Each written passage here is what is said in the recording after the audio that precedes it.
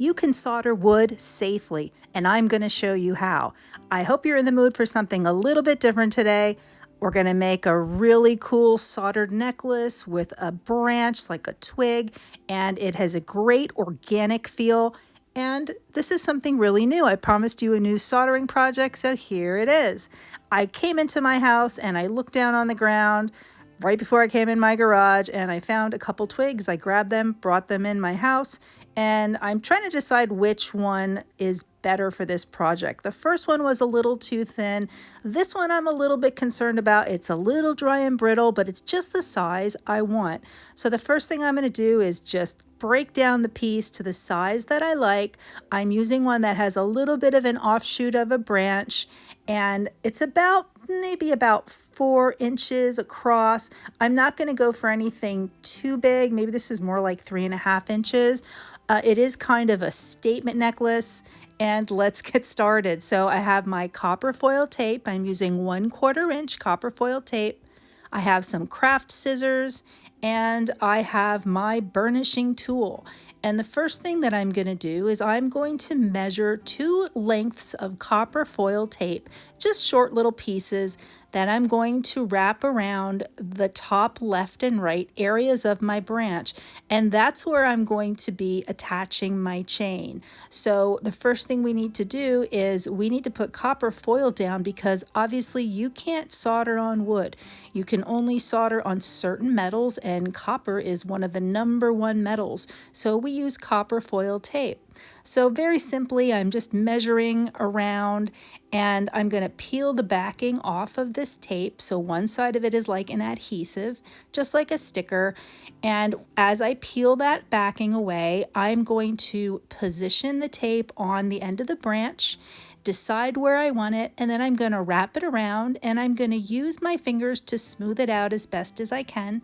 I'm going to try to apply it so it is nice and even, that it's not crooked, and if I make a mistake, I can remove it and I can reapply it, or I can always cut another piece. If it loses its adhesion from taking it off, trying to put it on again, I could just cut another piece. So I have the one side done, and now I'm doing the other side. And once I wrap these, yes, I'm going to burnish them. And if you don't have a burnishing tool, you can use something like a wooden dowel or even a pen or a pencil, but I really suggest that you get a burnishing tool. They are not expensive, under $10 usually. And if you read down in the description below, I list suggestions for some of my favorite materials and tools, and I have links for that as well. So I'm going to burnish this down real quick, and I'm heating up my soldering iron. Because we use lead-free solder for jewelry making, you want to try to always get a soldering iron that is at least 80 watts, because lead-free solder melts at a bit of a higher temperature than regular leaded solder. Now, instead of using my regular flux brush, I'm just going to use a Q-tip and dip it into my flux, get a little bit on there, and then wipe it all around the copper, coating all of the copper with flux. I don't want to use my brush to do this that I would usually use to apply flux, because it just coats too much of an area, and I'm going to try to keep some of the flux off of the wood. So once I have it coated with flux, I'm going to use the tip of my hot soldering iron and pick up a little drop of solder, and I'm going to set it down on the copper foil tape and let it transfer onto there. You don't want to ever be rough with it. You don't have to scrape it or rub it. You don't want to ruin it. You don't want to ruin the foil, and you don't want to ruin your soldering iron's tip. So I'm just going to place a little bit of that, and it's going to melt nice. Now, if it's not melting, if it's pointy, you need to turn up the temperature of your soldering iron. A lot of people ask me, what temperature do I set my iron at? They are all different. You need to practice, and you need to play around with it. And there's a lot of experimentation that goes into soldered jewelry making.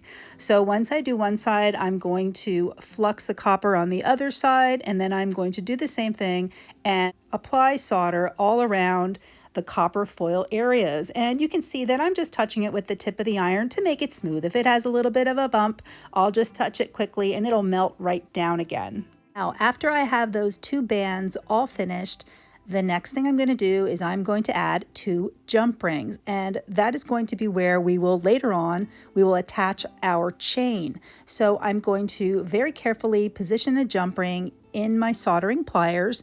And if you're new to this channel, soldering pliers are a pair of old pliers that I keep with my soldering station, and they are only used for soldering. You don't ever want to use like your good pliers or your good jewelry making pliers with flux and chemicals and solder and all that. So I have a different position here. You can see that what I do is I push it up against an object, so it's pushing against something, and it makes it so much easier to solder on a jump ring that way. And there I just use my roll of solder. And once I have both of those soldered on there very securely, I'm going to grab some wire. I'm using 20 gauge silver wire. This is just like tinned copper wire. You can use silver, you can use copper, and then you can coat it with a coating of solder, which is called tinning. And as you can see, I straightened it out. I ran a little bit of steel wool over it to get the tarnish or dirt off of it. And then I'm going to put some flux on it. And then I'm just going to slowly run a little bit of solder over the wire. We want to make sure that it's all coated. And the reason for that is in the end, when I'm finished with this project, when I'm just about near the end, I never am sure whether I'm going to add a patina, like a black patina or a copper patina to my project. So if you want to add a patina, the patina sticks to solder. So you want to make sure that you have all your areas coated with solder. So I find one end of my wire and I am just touching the tip of my hot soldering iron down against the wire to embed it right into the solder that I already have on there. Now, nearby, I always keep a little bowl with some water and a few drops of dish soap in there and maybe a little bit of baking soda. And that's going to kind of work as a cleaner for my fingers or for my pieces if I need to take a break. And so I just got a little bit of flux on my fingers, so I just put them in there and then I wipe them off with a paper towel and then I keep working. So now we're going to do the experimental fun part. And I have to tell you, I never know what I'm doing until after it's done, until I'm doing it. I don't know. I don't plan this out. I mean, I might have a little bit of an idea in my mind. Yeah, I want to take this branch and I want to put some solder and wire on it and maybe some soldered leaves on there. But until I have that wire in my hands, I'm not sure which way I'm going. So this is what I'm doing. I'm just going like with the natural shape of the branch. And when I get to a point where I think it needs a leaf, I'm going to use my pliers to just hold one end of what I'm going to be making the point of the leaf. And I'm just shaping it. I use my fingers, I use my pliers, and I'm just making a small leaf shape. And to close that off, I'm going to bring the wire up. As you can see, I'm trying to like press that wire back upon itself and put a little bit of flux on there, holding it with my soldering pliers. I'm going to put just a little drop of solder, and that closes off the leaf. And then I'm going to continue wrapping, and we'll come back to that leaf in a little while, but I'm going to continue wrapping the wire, and I'm going to see how much wire I have left. Do I have enough to put another leaf on there? Well, I hope so. And if not, I can just cut another piece of wire and continue. So I found that I had enough to do a little leaf again, so I'm doing the same thing again. I'm holding part of the wire with my pliers just to create the leaf shape using my fingers, and then with the little tail end of wire, instead of snipping it off or wrapping it around, I pushed it down like a vein through the center of the leaf, and I'm going to apply flux, and you're going to see we're going to do my bridging technique where I pick up some solder, go over it, and we're going to fill that area right in. Sometimes it takes a try or two. You don't always get it right the first time. It takes a little practice, especially when you have a wider open area where there's not a lot of wires in there. You can always add more if you need to. And then I had some of these scraps of copper foil tape that I had cut off. I needed a really thin piece for something. So I had these little pieces left and I'm like, I'm going to use them for something. So I thought, why not try to use one of these as, again, a vein on the leaf. So I did it on the large size leaf. I kind of stuck it on there, and then when I worked it around to the other side, I stuck it against itself. Now it's not as strong as a piece of wire would be, but guess what? Once it has all that solder on it and I build it up, it's nice and strong. So I again put some flux on it and I soldered it, and this was all experimental when I was doing it. It doesn't always get perfect. Sometimes it turns out ugly, other times it turns out awesome. You never know until you try. Look at that solder where I just did it. You see how shiny and hot it is? Watch. 2 seconds later, 3 seconds, it cools and you can actually see it on camera. Did you see that? Wasn't that cool? So yeah, it's really hot and it's still really hot. So you have to be very careful. A lot of times I'll take breaks, walk away. If it gets too warm, you want to not burn your fingers. You want to always be very careful. So again, I'm going to be adding a little bit more of that tape and some more of that solder, and I'm just filling in those leaves. And I got lucky with this one. Sometimes it gives me a little trouble. It can be hard filling in areas where you want to make that bridge between wires or between, separate areas and fill it in with solder, but I did pretty well with it. And so my goal for this is to fill in these leaves, add some decoration to the wire, and then we'll determine probably at that point whether we're going to do a patina or not. So I have my leaves finished, and now I'm going to add some decorative soldering, and all I'm going to do is I'm going to add a little bit more flux on there and then pick up some small little bits of solder, and I'm going to apply them. And usually you just put a little bit down and then put a little bit more on top. This can be a little bit time consuming, so I sped it up a little bit. I did go around both of the edges of the leaves. You can see I did the one side of the larger leaf and then the other of the smaller leaf, and then I actually flipped my whole project upside down to do the other side. It's just easier that way for me. You can find whichever way works best for you and then do it that way. And once I've done some dots around the edges of the leaves, I'm then going to move to those first two bands of solder that we attached by the jump rings, and I'm just going to put a couple drops here and there. I do make those symmetrical. I think I do 2 on each side. And then for the wire, that's a little bit more tricky. I'm going to apply some flux to that wire again, and it takes a little bit more time to try to do a droplet of solder onto the wire. You have to be patient. It's just something like if you want to do that effect, it's just going to take a little more time. And you can see I'm kind of just like trying to tap it and trying to transfer that solder onto that wire until it finally decides that it wants to go there. Sometimes you have to use a little bit more solder, but you don't want to use too much or it'll roll off and it'll make a mess. And you will end up having to try to remove it if it goes, the wrong way onto your project. But this is what I did. I just went around and I added some drops of decorative soldering here and there, and every once in a while, I just look at it and see, is it balanced? Is it like the way that I want it to be? And at this point, I called that soldering finished, and I put it right in there with my water with a little bit of dish soap, and I have a little bit of baking soda in there, and that will, help kill that acidity from the flux. Some people use like a flux remover. I never have in my entire life. I just kind of make my own stuff, and then I'm gonna just rinse it off and then blot it, and you have to be gentle with it. Working with different materials, especially something like this, it's kind of fragile and you want to just be a little careful. You can't be really rough with it. So I'm going to wipe up my work surface and I'm going to make sure that my project is very clean and very dry. And then I'm going to add a patina. Yes, we decided on the black patina. I'm going to pour a tiny little bit of black patina onto a plate.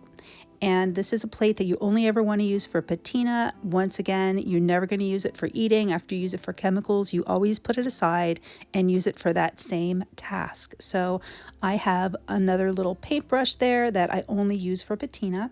And I'm going to dip it in and then wipe it on. And I'm going to be careful that I don't get it all over my branch. I'm going to try to just get it on the metal. If some gets on the branch, that's okay. It's not going to make any kind of catastrophic problem for it or anything. And I'm just going to follow around the trail of the wire and the solder and do the front and back and make sure that I get every silver area and all the edges and make sure it's nice and black.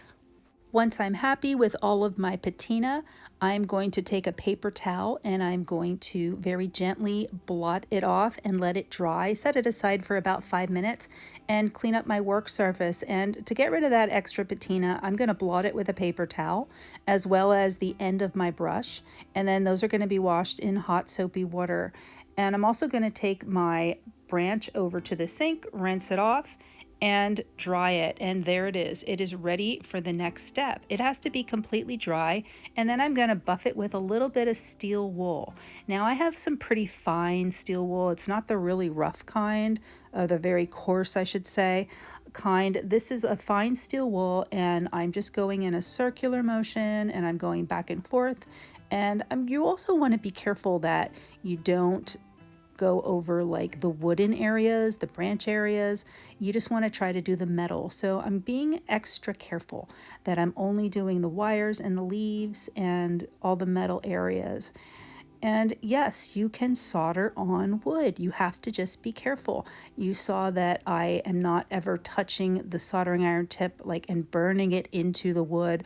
Although, believe it or not, some people use soldering iron tips and soldering irons as wood burning tools. And I'll talk about that more in another video, but now it's time to add our chain. I have a length of chain that has a clasp, so it's like a prepared chain. It's already ready to use. And I found the center of the chain and I cut it there. And then once again, with 2 more small jump rings, I'm going to open up those jump rings with 2 pairs of jewelry pliers, thread the chain through one of the jump rings, thread the jump ring that's on my branch onto that other jump ring that we just opened, close that up, and that's one side of our chain is attached. And then we're going to do the same thing on the other side. And opening up the jump ring, slipping on the chain, slipping it through the jump ring that's on our project, and then using another pair of pliers to close it up.